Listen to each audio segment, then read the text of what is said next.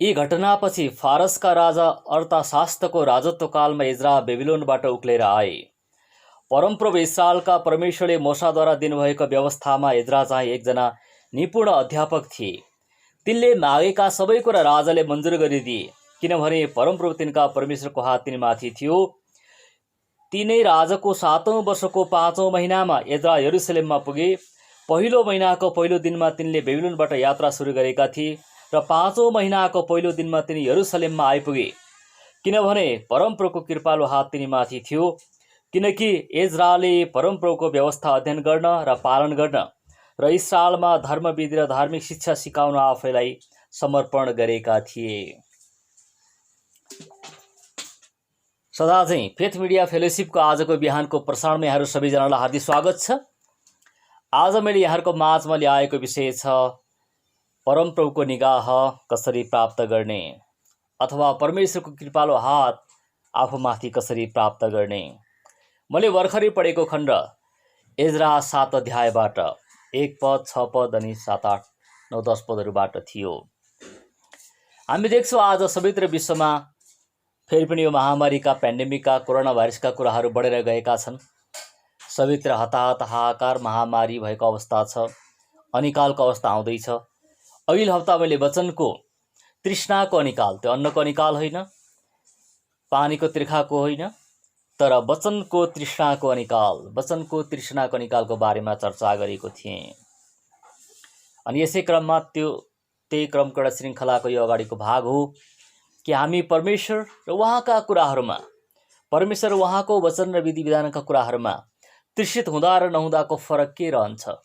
उहाँको हात हामीमाथि कृपालु हात रहन्छ कि न्यायको दण्डको हात रहन्छ। यसलाई फरक पार्ने कुरा भनेको हाम्रो हृदय उहाँ र उहाँको व्यवस्थाप्रति समर्पित छ कि छैन, यसले फरक पार्दछ। परमप्रभु मेरा परमेश्वरको हात म माथि रहेको थियो, परमेश्वरको कृपालु हात म माथि थियो।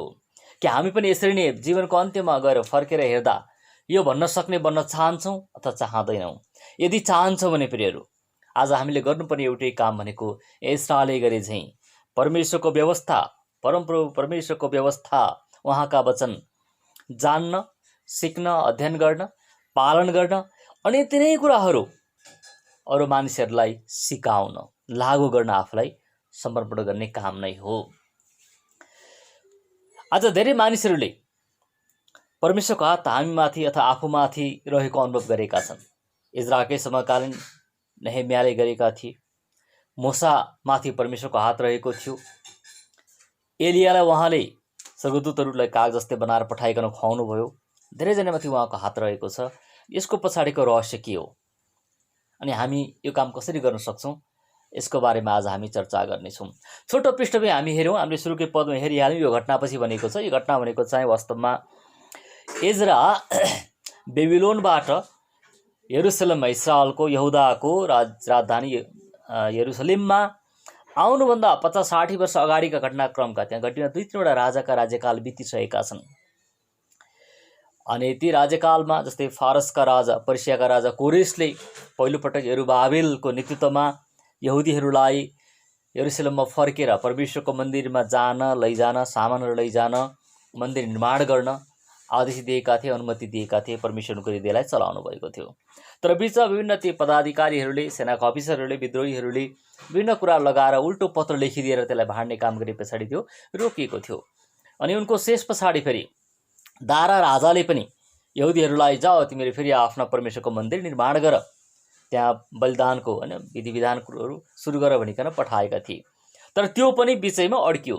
यसरी लगभग 60 वर्ष बिते पछाडि अब तेस्रो पटक चाहिँ अहासुरस अथवा अर्ताक्सरेस राजाले अब इजरालाई फेरि अनुमति दिएका छन्, पठाएका छन्। यसरी ईसापूर्व 457 इजरायललाई लगभग 60,000 जति यहुदीहरू त्यहाँ गायक, नायक, सल्लाहकार, पदाधिकारी, प्रशासक, लेवी कुलका होइन पुजारी बन्न योग्य अनि अनेक प्रकारका क्षमता भएका यहुदीहरू भेला गरेर अनि यहुदीहरूको माझबाट रुपियाँ पैसा सम्पत्ति लिएर, अरूबाट पनि रुपियाँ पैसा सम्पत्तिहरू लिएर, राजाको अनुमति लिएर उनी यरुसलेममा फर्केर आएका छन्। उनीभन्दा हामी देख्छौँ अब 80 वर्ष नै अगाडि यरुबाबेल मन्दिर पुनर्निर्माण गर्न मानिसहरू लिएर आएका थिए।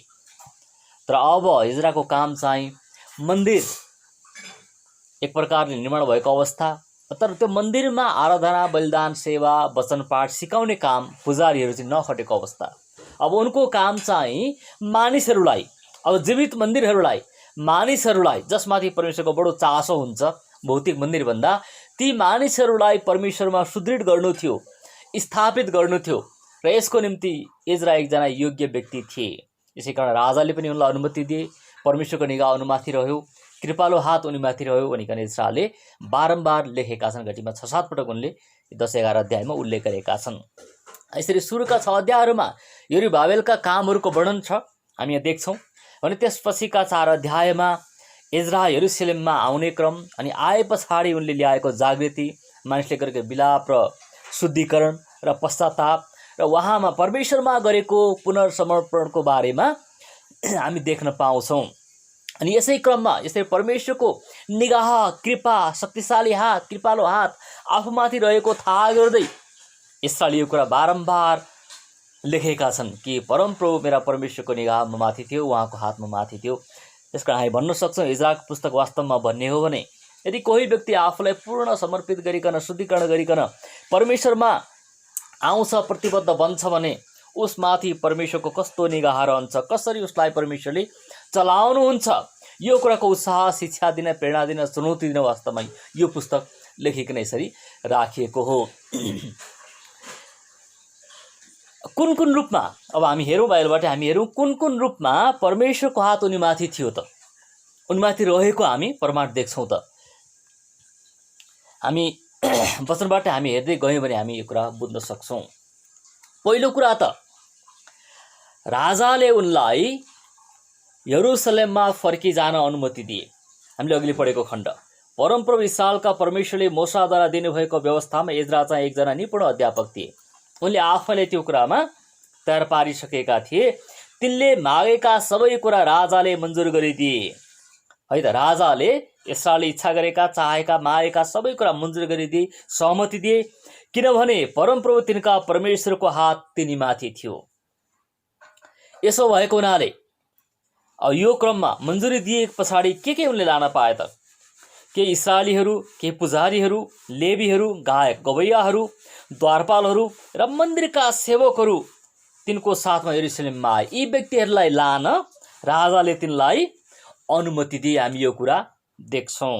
अनि त्यति मात्रै नभएर 7 अध्यायको 14 र 17 पदले भने चाहिँ यहाँ त्यो मन्दिरलाई, त्यो कामको लागि चाहिने रुपियाँ पैसा खर्च पात पनि उनले लगेका छन्।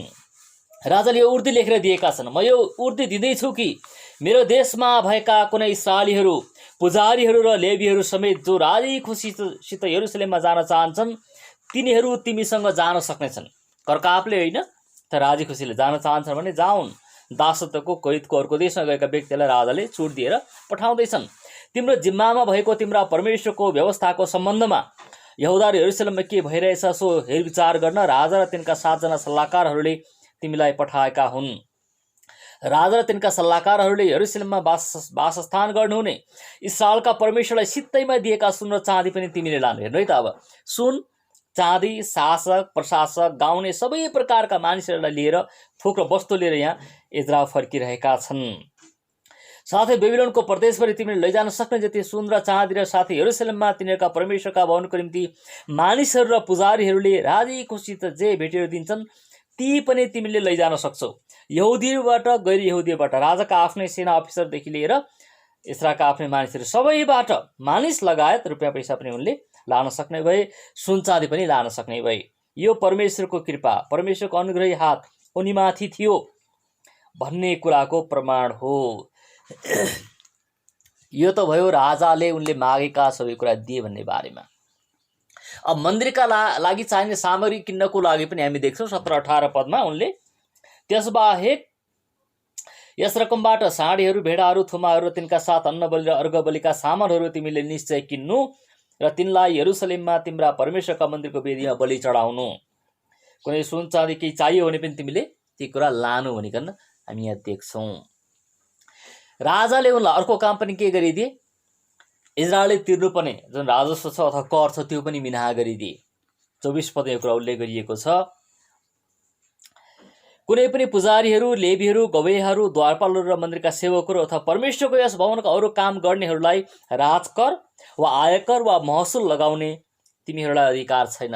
अनि आफ्ना मानिसहरूलाई राजाले उर्दीमा यो कुरा उल्लेख गरिदिए। कर पनि उनले शुल्क मिनाहा गरिदिए, किनकि यी व्यक्तिहरू परमेश्वरको सेवा गर्न, उहाँको मन्दिरका कामलाई फेरि पुनर्स्थापित गर्न, मानिसहरूलाई पुनर्जागृत गर्न गइरहेका छन्। राजाले यो कुरा थाहा थियो। साथमा राजाले उनलाई न्यायकर्ताहरू, द्वारपालहरू, त्यहाँ प्रशासकहरू पनि लिएर जान दिए। 25-26 हामी यो कुरा देख्दछौँ। यी सबै कुरामा एकसाथ यी सबै कुरा, मानिस, धन सम्पत्ति, बाटोमा सुरक्षा, सबै कुराको राजाले उनलाई उर्दी पत्र दिएर लालमोहर लाएर दिएर पठाउनुको पछाडि परमेश्वरको कृपामय हात थियो, उहाँको निगाह थियो भन्ने कुरा इजरायलले बुझे। यसै कारणले 7 अध्यायको 27-28 पदमा उनले यो कुरा मैले बुझेको हुनाले म साहस गरेर सबै मानिसहरू बुटलेर यरुसलेमतिर लागेँ भनेर उनले भनेका छन्। पहिलो कुरा राजाको निगाह, राजाको मन। दोस्रो कुरा, राजाले त हुन्छ जाऊ त भने, तर परमेश्वरको मन्दिरमा सेवा गर्न सबैको व्यक्तिले हुँदैन हैन। हामीलाई थाहा छ कि इस्रायलका 12 कुलहरू मध्येमा लेवी कुलबाट मात्रै, लेवीका सन्तानहरू मात्रै पुजारी, मुख्य पुजारी सेवा गर्न पाउँछन्। अनि उनका सन्तान मात्रै पुजारीले सहायता गर्ने, मन्दिरमा रहन बस्न पाउँछन्। यो गाह्रो काम थियो। अनि त्यो समय यस्तो अवस्था थियो कि आफ्नो उनीहरूको जिम्मेवारी बिर्सेर सबै जात लेवी कुलहरू अथवा कुलहरू भनौँ, आफ्नो नाम नै बिर्सेर कति अवस्थामा आफ्नो बिर्सेर अरू काममा लागेका थिए। अनि इजरायलले खोज्दाखेरि लेवी कुलको मानिस त्यहाँ खास सिधा रूपमा कोही पनि पाइएन। गाह्रो अवस्था थियो। तर जब उनले खोज्न पठाए, उनले जम्मा 38 जना लेवी कुलका मानिसहरू पाए।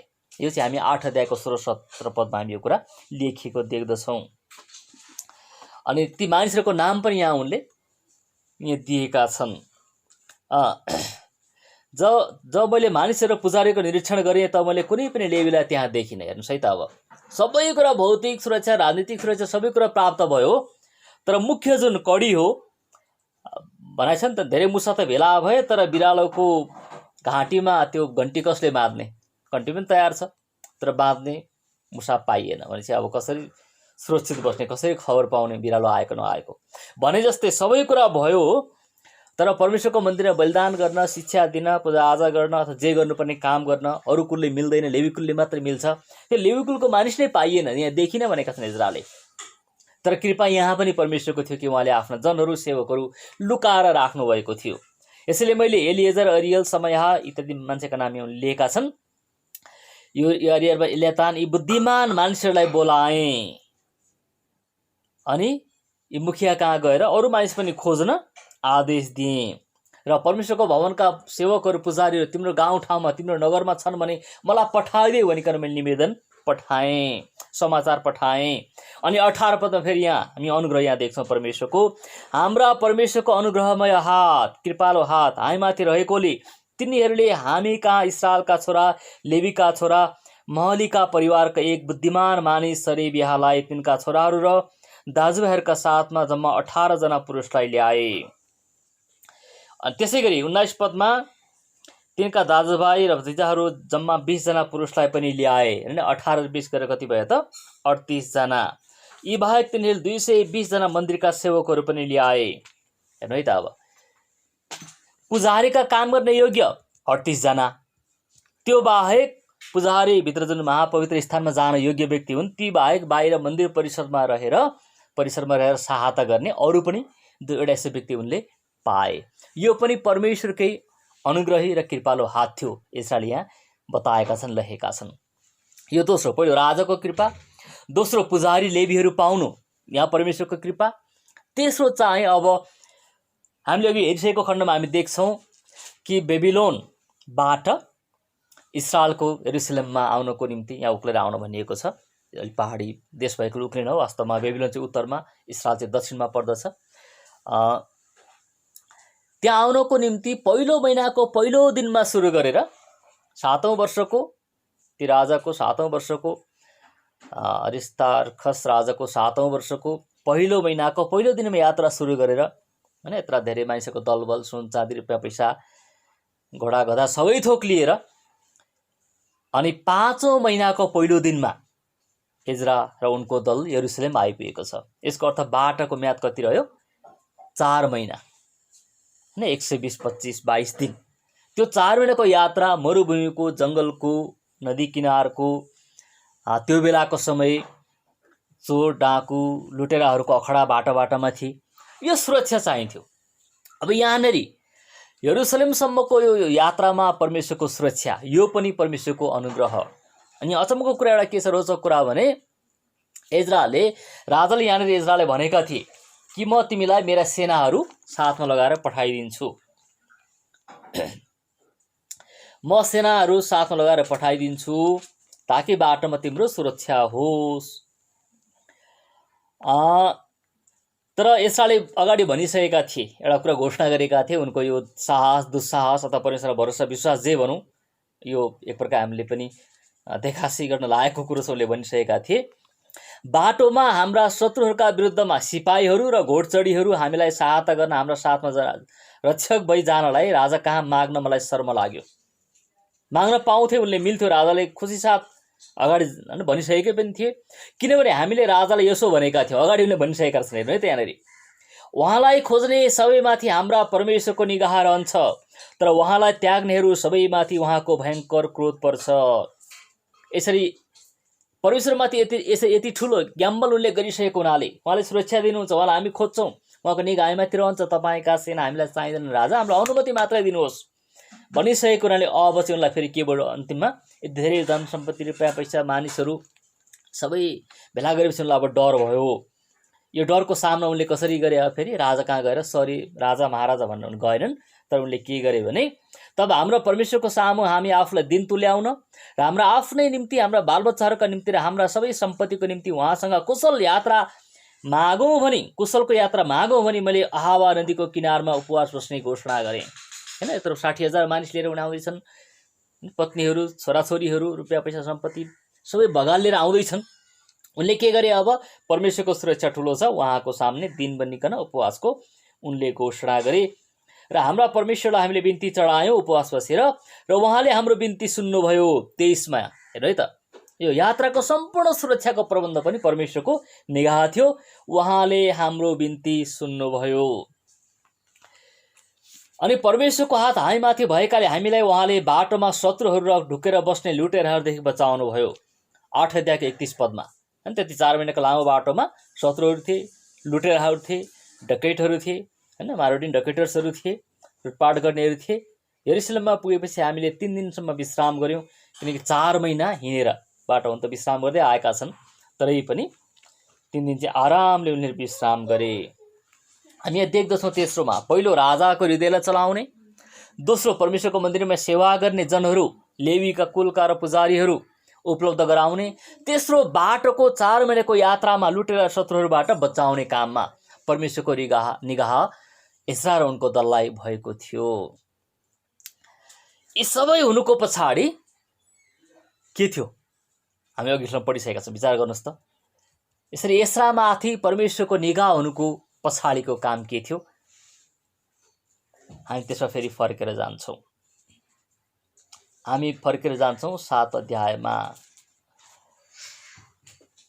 योभन्दा अगाडि 8 अध्याय 7 अध्यायकी 28 पदमा पढिहाल्छु। परमप्रभु हाम्रा पुर्खाहरूका परमेश्वरको प्रशंसा होस्, जसले यसरी यरुसलेममा भएको परमेश्वरका भवनको महिमा बढाउन राजाको मनमा यो विचार हालिदिनु भयो। कुन विचार? इसाको नेतृत्वमा पुजारीहरू पठाउने यरुसलेममा।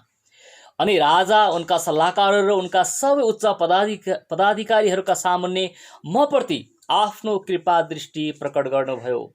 परमेश्वरको निगाह, परमेश्वरको कृपा दृष्टि। यसैले परमप्रभु मेरा परमेश्वरको हात ममाथि रहेको छ भन्ने जानेर मैले साहस गरेँ र मसँग जान इस्राएलका मुख्य मानिसहरूलाई मैले भेला गरेँ। इस्राएलले साहस गरेर आँट गरेर मान्छे भेला गरेका हुन्। यो उनको विश्वासको कदम थियो। अनि यसमाथि यसरी परमप्रभुको निगाह रहनुको कारण चाहिँ हामी देख्छौँ 7 अध्यायको हामी 9-10 पद फेरि पाठ गरौँ। पहिलो महिनाको पहिलो दिनमा तिनले बेबिलोनबाट यात्रा सुरु गरेका थिए। हामीले 7औं भनेको थिएँ, सरी, पहिलो महिना। र 5औं महिनाको, वर्ष चाहिँ 7औं, ठिक छ। र 5औं महिनाको पहिलो दिनमा तिनी यरुसलेममा आइपुगे, किनभने परमप्रभुको कृपालु हात तिनीमाथि थियो। किनकि उनको यात्रा सफल हुनु, कृपालु हात परमेश्वरको उनीमाथि हुनुको कारण के थियो? हामी 10 पदमा हामी देख्छौँ। किनकि इजरायलले परमप्रभुको व्यवस्था अध्ययन गर्न, पालन गर्न र इस्रायलमा धर्मविधि र धार्मिक शिक्षा सिकाउन आफैलाई समर्पण गरेका थिए। प्रिय, परमेश्वरको व्यवस्था, उहाँको वचन, नियम, कानुन, उहाँले हामीलाई दिनुभएका आदेशहरू अध्ययन गर्न, त्यसपछि आफैले ती कुरा लागू गरेर पालन गरेर हेर्न, उहाँलाई जाँच्न, चाख्न, पालन गर्न, त्यसपछि आफूले जानेको जीवनशैली, धर्म विधि, त्यो बेला त अलिक बढी नै विधि विधानवाद थियो होइन, धार्मिक विधानहरू इस्रायलीहरूलाई सिकाउन र धर्म शिक्षा विधानले पनि पुग्दैन। फेरि त्यसको पछाडिको कारण के हो, शिक्षा के हो, त्यो चाहिन्छ होइन। डक्ट्रिन, साउन्ड डक्ट्रिन, सत्य धर्म शिक्षा, त्यो सत्य धर्म शिक्षा सिकाउन पनि इजरायलले आफैलाई परमेश्वरमा अर्पण गरेका थिए, समर्पण गरेका थिए, प्रतिबद्ध बनाएका थिए। अरू कुराहरूमा लाग्ने, समय बिताउने, अल्झिने उनको त्यो निधो अथवा निश्चय अथवा त्यो प्रकारको मनसाय थिएन। यसै कारण उनले हृदय तयार पारेका हुनाले, मन मस्तिष्क तयार पारेका हुनाले, जीवनशैली तयार पारेका हुनाले र आँट गरेका हुनाले र अरू मानिसलाई पनि त्यो कुरा प्रसारण गर्न, सार्न, सिकाउन उनले आफूलाई प्रतिबद्ध भएका हुनाले परमेश्वरको निगाह एस्रामाथि थियो। To teach the statutes and ordinances in Israel, to do it, to seek the love of God, love the Lord. Ezra has prepared his heart, set his heart, determined in his mind to do all these things. That's why the Lord blessed him. The Lord protected him, guided him, preserved him. And the gracious hand of the Lord God of Israel was upon Ezra. फिर आज हामी पनि परमेश्वरको आशिष निगाह प्राप्त गर्न चाहन्छौँ। सङ्कष्टको घडीमा हामी सुरक्षा, कसैको पनाह आश्रय चाहन्छौँ भने परमेश्वरको हामीले चाहनुपर्छ। यसको लागि हामीले गर्नुपर्ने काम भनेको उहाँका विधि विधानमा कान थाप्ने, अध्ययन गर्ने, चिन्तन गर्ने, मनन गर्ने, याद गर्ने, कण्ठ गर्ने, सिक्ने, लागू गर्ने, अरूलाई सिकाउने। अनि यसो अर्को काम पनि गरेका छन्। त्यहाँ अन्तर्जातीय विवाह भएको थियो, एउटा एक प्रकारको अलिकको रूपमा हामीले जात तलमाथि भन्ने कुराको अर्थमा होइन, तर एउटा मुख्य पुजारी भन्ने लेवीकुलबाटै आउनुपर्छ। इस्रायलले अरू जातसँग विहार नगर्नु भन्ने परमेश्वरको त्यो बेला आदेश थियो, किन अरू जातिहरूमा बाल बालिका बलिदान गर्ने प्रथाहरू, मूर्ति पूजाका कुराहरू, घृणित कुराहरू थिए। यस्ता कुरा नसिकुन् भनिकन परमेश्वरले एउटा सीमा राखिदिनु भएको थियो। इस्रायलले गइकन जसले यस्ता अन्तर्जातीय विवाह गरेका छन्, एकभन्दा बढी श्रीमती राखेका छन्, प्रशासकले बढी पैसा असुलेका छन्, आफ्नो काम गरेका छैनन्, गायकहरू, गवैयाहरू, वचन प्रचार गर्ने, सिकाउने पुजारीहरू, होइन, पवित्र शास्त्र अध्ययन गरेर लेखेर कपी गरेर सारेर अरू मान्छेलाई दिने व्यक्तिहरू अरू काममा अल्झेका छन्। तिनलाई उनले भेला गरेर सबैलाई हप्काए, दप्काए, सम्झाए। त्यहाँ पस्ताव भयो, मान्छेले प्रार्थना गरे, स्वीकार गरे, यसैले पाप पस्ताव गरे, जातिकै तर्फबाट उनले उपवासको घोषणा गरे। अब त्यहाँ जागृति आयो।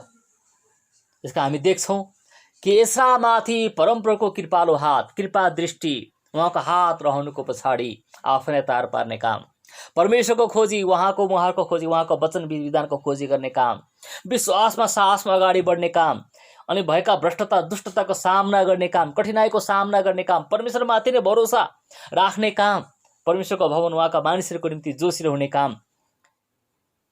अनि यो काम चाहिँ हामी पनि यदि गर्छौँ, उहाँ परमेश्वर हामी आउँछौँ भने हामी माथि पनि परमेश्वरको निगाह, उहाँको कृपा दृष्टि रहन सम्भव छ। उहाँको कृपा र निगाहमा हामी आफैलाई पाउन सक्छौँ। एउटा हामीले बुझ्नुपर्ने कुरा के छ भने परमेश्वरको हात त, निगाह त अथवा कृपा दृष्टि चाहिँ, हात र दृष्टि त सबैमाथि हेर्नु होला, तर त्यो निगाहको लागि हो कि दण्डको लागि हो, त्यो सहायता सुरक्षाको लागि हो कि अनुशासन गर्नको लागि हो, त्यो चाहिँ हामीले बुझ्नुपर्छ। परमेश्वरले कसैलाई पनि छोड्नुहुन्न, सबैमाथि उहाँको दृष्टि छ, सबैमाथि उहाँको हात छ, उहाँको सार्वभौम, उहाँको सर्वोच्च सत्ता छ। तर त्यो हाम्रो पक्षमा छ कि विपक्षमा छ? यदि हामी उहाँको वचनको पक्षमा छौँ भने उहाँ हाम्रो पक्षमा हुनुहुन्छ, हामी उहाँको पक्षमा छौँ भने उहाँ हाम्रो पक्षमा हुनुहुन्छ। यही सत्यता र तथ्यतालाई थाहा गर्दै, मनन गर्दै, चिन्तन गर्दै हामी अगाडि बढौँ। परमेश्वरले तपाईँहरू सबैजनालाई, हामी सबैलाई आशिष दिनुभएको होस् र हप्ताभरि तपाईँ शान्तिमा, उहाँको निगाहमा, उहाँको कृपामा जिउनु होला। यसो गर्ने एउटै उपाय भनेको उहाँतिर, उहाँका वचनतिर, उहाँको धार्मिक विधि विधानतिर मन लगाउनु, कान लगाउनु, चनाखो बन्नु, पालन गर्नु र अरूलाई ती कुराहरू सिकाउनु नै हो। यही कुराको प्रसङ्गमा यही प्रयत्नमा हाम्रो फेथ मिडिया फेलोसिप च्यानलको यो प्रसारण पनि यसैको निम्ति हो। उहाँका वचनहरू चिन्तन गरौँ, अध्ययन गरौँ, मनन गरौँ, पालन गरौँ, अरूलाई पनि सिकाऊँ। तपाईँलाई आशिष भइरहेको छ भने हाम्रो यो च्यानल, फेसबुक, युट्युब च्यानलहरू लाइक, कमेन्ट, सब्सक्राइब, सेयर गर्नुहोला। टिप्पणी लेख्नुहोला। कुनै प्रार्थना विषय छ भने लेखी पठाउनुहोला, हामी प्रार्थना गर्नेछौँ। म इमान्दारी रूपमा तपाईँलाई भन्दैछु, हामी समय निकालेर छुट्याएर हामी प्रार्थना गर्छौँ। तपाईँको खाँचो छ भने पठाउनुहोला। हुन्छ, यहाँहरूलाई परमेश्वरले प्रशस्त आशीष दिनुभएको होस्। फेरि अर्को हप्तामा भेट्नेछौँ। भोलि हामी आइतबारको बिहान पनि हामी अङ्ग्रेजी भाषामा पनि यी कुरालाई सारांश गरिकन अलिक छोटो रूपमा मैले प्रस्तुत गर्ने प्रयत्न गरिराखेको छु। त्यो पनि तपाईँले हेर्न सक्नुहुन्छ, बुझ्न सक्नुहुन्छ। हस् त, Salom, thank you so much.